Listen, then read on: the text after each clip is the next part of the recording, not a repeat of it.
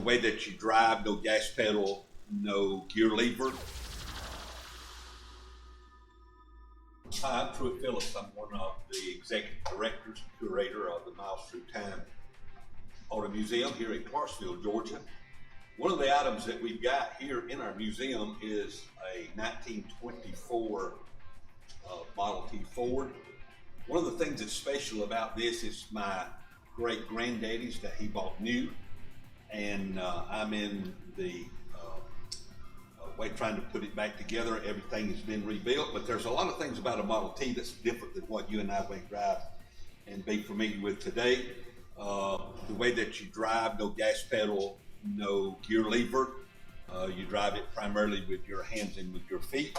The accelerator, which is on the steering column here on the right, that's the way you accelerate. Then you've got 3 pedals in the floor.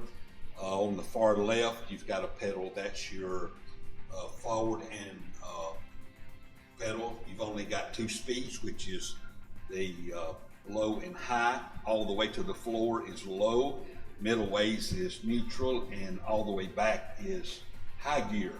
Then you've got your pedal in the middle, which is reverse. Then you've got a pedal on the right, which is your brakes. Some of the other interesting things about the Model T is your gas. No gas gauge, of course, but you've got this little Ford gasoline gauge, and you've got the tanks listed here. So what you would do, this particular one has got the oval tank, and you would find your oval tank, what you've got here, and you would put this in the tank, and everywhere the gas came up on it, then you would come down and it would tell you how much gas that you had in your tank. One of the other neat things is the little foot warmer. Of course, there's no heater in the Model T, so you would take the little piece of coal or whatever in the box, put it on the heater or maybe close to the fire in the fireplace, and heat it up, put it in there. Mom would put her feet on that thing, put a throw around her, and she'd be warm in the winter time.